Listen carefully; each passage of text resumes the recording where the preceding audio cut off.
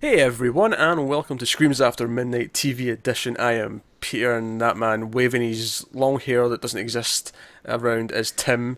Wait, what? And you It went doesn't like this. exist. You went like that, as if you had really long hair. You know, like you were in a shampoo commercial, and you were sort of like all over I, the I was do- place. I was doing it more like a person who can't see, trying to find out where the voice is coming from. What you're saying? I'm the voice of God, is what you're saying to me. No, no, but it's interesting that you went there. We are, of course, working our way through Tales from the Crypt, the original HBO horror Mhm. anthology show based on the comics of the same name, and also Vault of Horror and a bunch of other anthology comics released by the same company. But Mhm. yeah, this is EC season Comics. EC Comics. There you go. This is season 3, episode 12. It's called Deadline. Full spoilers for the episode, as always. So this one's about a news reporter.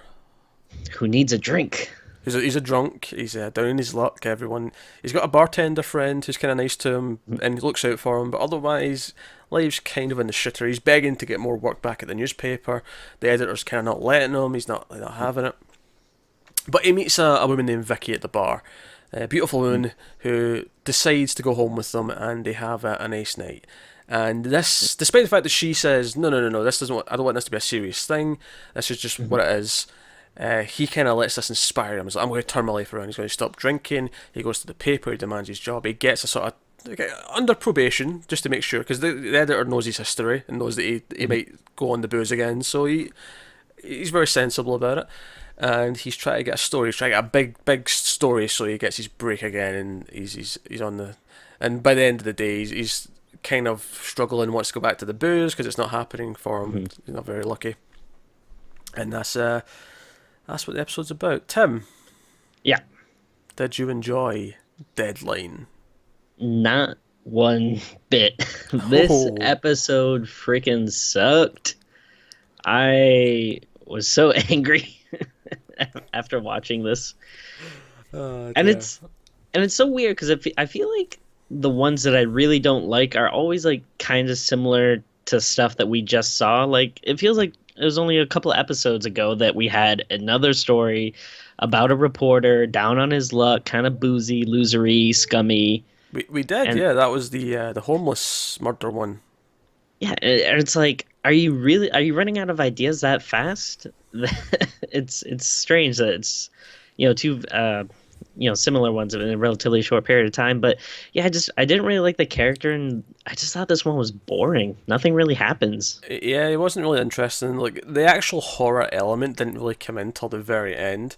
Hmm. There was some weird things with him, like sort of narrating the story, which I liked Hmm.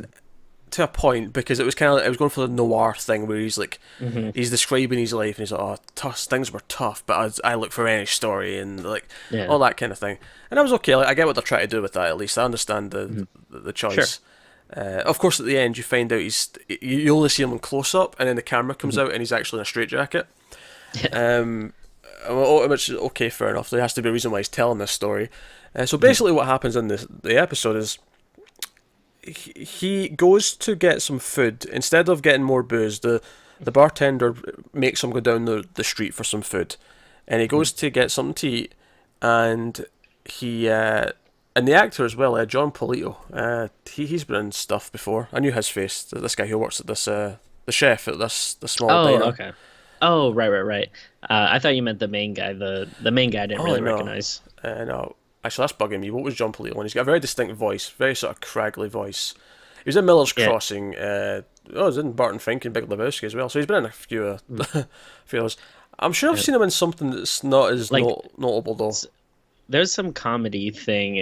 I don't remember if it's a sitcom or a comedy movie, but I know for sure he was in something comedic. He definitely was, and I'm sure it was in the 90s. I'm scrolling now to find him. He's the sort of guy who pops I'm up in a lot of TV shows in small roles. Yeah, I want to say Seinfeld at some point. I feel like. Most probably, but there's definitely something that I know him from specifically that I think of with him. Except, ironically, I can't think of it. I was in an episode of Becker. Yeah, I've seen that, but that's not what I'm thinking of. There's something he did a voice. He's done a voice in lots of animated stuff, the DC animated stuff. He's done voices, which makes Oh, sense because he's got a very distinct voice. yeah, yeah. He reminds me of Bob Hoskins a little bit. Yeah, he's kind of like American Bob Hoskins Yeah. in a way. I can see that. I can see that. Hmm. Oh, I know what it is. Bushwhacked. Which again, Okay. that was a movie starring I can't remember his name. Home Alone. Daniel Stern. Yeah, there you go. Daniel Stern, the tall one from Home Alone, out of the Yeah. two criminals. The one who's not. Oh God, Joe Pesci. Joe Pesci. Yeah, the one who's not Joe Pesci. That's him in that, and it's kind of a like it's him and like a bunch of scouts. He's like this guy. Right, He's yeah. not actually a criminal, but the police think he's a criminal, and he ends up pretending to be this scout like sort of leader, and the and the thingy, he's baldy. I've forgotten his name already. Joe Polito, John Polito. He's the villain in the movie, and he's trying to kill him. Okay. He's framing him to cover up his stuff, and that's the plot of the movie. It's just a dumb kids movie. I liked it when I was a kid. I've not seen it since I was like maybe 10. So I mean, I don't want to recommend it to you, but I saw that as a lot when I was a kid. Yeah. So- I saw it as a kid as well, but I don't think I have any memory of it except for the I want to say I can see like the VHS box art in my head. Like I think it's like Daniel Stern like all wrapped in rope with kind of like a face. That sounds with, like right. a bunch of kids like smiling and I watched that a lot as a kid, so there are some things that distinctly. I remember the opening is basically the Saturday Night Fever. I think it is. You know, the Staying Alive playing as he's walking Yeah. through the street, but it's more goofy because he's eating like a donut and he's sticking his gum somewhere. It's like sort of reject Saturday Night Fever. I forget who I was talking about this with recently, but I remember talking to someone about Daniel Stern and just kind of wondering like what happened to him. Like it seemed like there was a brief period in the '90s where he's kind of like everywhere, and then I haven't seen him in like a real long time. I have no idea. Good actor. Actually, the woman who's in this, Vicky, she seemed vaguely familiar, so I looked her up. Now, I don't think I've watched any CSI beyond the episode that Tarantino directed because I was just kind of curious, morbidly. Oh, cool. But she was in like 250 episodes of that, so I've probably just seen her face in the posters. Oh, wow. So Good for her. it was a paycheck. She was well paid for her time. Yeah. But yeah, so this is the problem I have with this episode actually more than anything else. So he goes to get some food. He's kind of drunk, and he goes and the character, the chef, played by Polito, he starts to like talk about how mad he is at his wife, that his wife keeps going out on him, and he thinks she's cheating on him, and I'm like, all right, I bet I know who that is, right? And that's fine. Now, I think, sorry, but I think it actually is kind of important also to go back a little bit when he's arguing with his like editor or boss or whatever at the newspaper. And his boss very specifically says, "Get me a murder story," which I think is just so like crazy. Like, oh, I don't want any good big story. It has to be a murder story. If I'm going to play devil's advocate, right, just for argument's sake, I think the editor was just using that as an example of something big, something juicy, like a murder. He just phrased it in maybe a more direct way that made it sound like he specifically wanted a murder. If this wasn't Tales from the Crypt, I would 100% agree with you. But with this show, I don't know if I can accept that. That's fair. That's fair. See, this is my problem. So it's a really obvious twist that his wife's going to turn out to be Vicky, and that leads to where the episode goes. But my big problem is that this is really late in the episode, and this is the first time we're seeing this character. Shouldn't we have had a scene earlier on where he's at the Steiner getting something to eat for lunch or something, and we hear maybe the first mutterings that he's worried about his wife, and then come back to it later? Well, why not make this like the bartender's wife, or make him spend his time at the diner so he has more of a relationship with this guy? Like maybe they're not best friends, but maybe he mentions stuff about a wife earlier on, or just something to give a little more context or weight to it. Yeah, it feels. Don't get me wrong. I'm not. That wouldn't help the fact that it's a really obvious twist that his wife is Vicky. That would be really obvious anyway.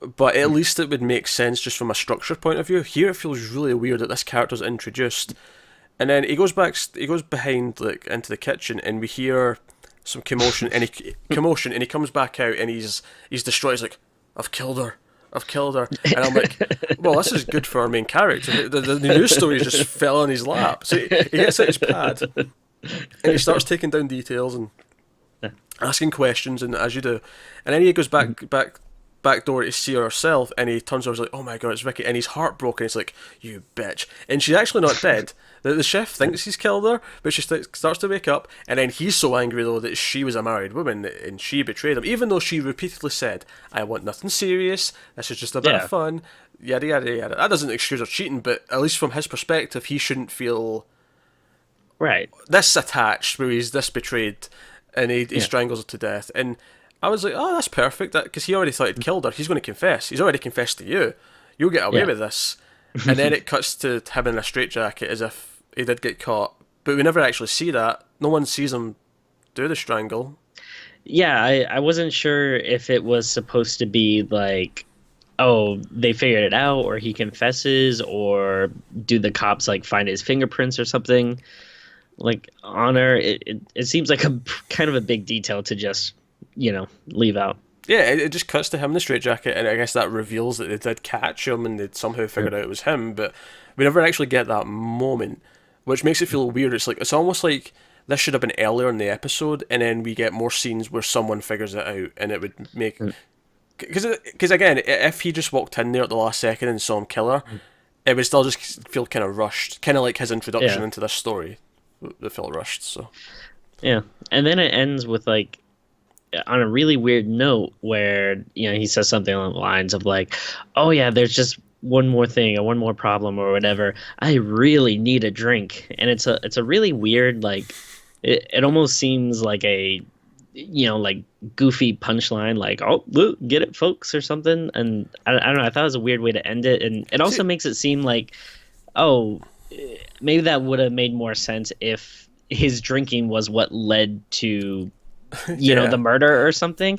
That's the thing. It's like, I think early on you're thinking, okay, he's got a drinking problem, and because of that he's not in work, and he's struggling for money, and that's the other thing. There's a random scene where he goes to his sister to borrow money for rent, and thinking about it now, I'm like, why did we even need that scene? We already got the fact that he was... And I don't mind necessarily having the scene in some form, like, the idea that he has to go to family members to get money. That tells us something about him. It tells us that he is struggling for money, and that's how bad his drinking problem is, and it's how out of work he is. I get that. But the scene goes on for quite a bit, as if we're going to know about the sister. Like, the sister, we get this whole scene with her, and they argue about it, it's like, never come back again, and it's quite a long scene for an episode of Tales from the Crypt. And we never see her again, and it's like, couldn't that have been a scene that was spent at the diner introducing the other character who's going to be important at the end? Just a thought. It almost feels like they really didn't know what they were gonna do until like 5 minutes before the end of the episode, and they're like, "Oh, we really got to wrap it up. Let's just have them kill Vicky real quick." Which is baffling that you say it feels like that, because that's not how things like this are shot.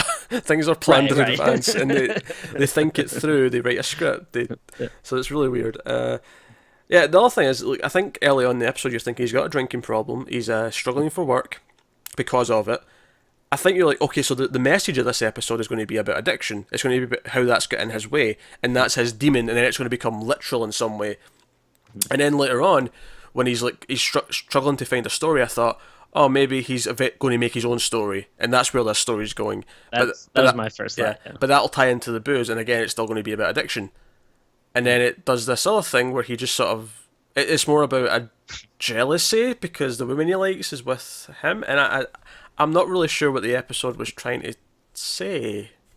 No, it's not really clear. I think it's a confused episode. It's a confused episode that fails to be entertaining at really any given point. Yeah, and then the worst part is, like, I feel like we've had other episodes that weren't the best, but there's usually like a little spark of something where it's like, well, we did really like this character, or this one scene had some pretty cool gore or makeup effects, but really isn't anything like this here to latch onto. Yeah, no, it just is what it is, and what it is isn't very good. So, yeah. Oh well. Why did you do this to us, Crypt Keeper? We trust you. Why did you indeed? Also, before we wrap up, just apologies. This is a couple of days late. We had a lot of tech issues last week. We had a movie where we had tech issues in the middle of the review, and we're going to have to redo it. We're redoing it after this. And then we had other issues come the end of the week. So apologies, this is a little bit later than usual. Normally it's up during the day on a Monday, But here we are now. So thank you very much. We should be back at our regular day come next episode. So thank you very much for watching. Let us know what you thought of the episode of Tales from the Crypt in the comments below. Like, subscribe, all that stuff. Get us on Twitter at mailed_fuzz for channel updates. Go over to patreon.com/mailedfuzztv if you want to support the channel. See some of the bonuses, including getting reviews of Tales from the Crypt a week early. You can do that. But otherwise, guys, that is us. So thank you very much for watching once again. Keep watching Scary TV. We'll see you next time.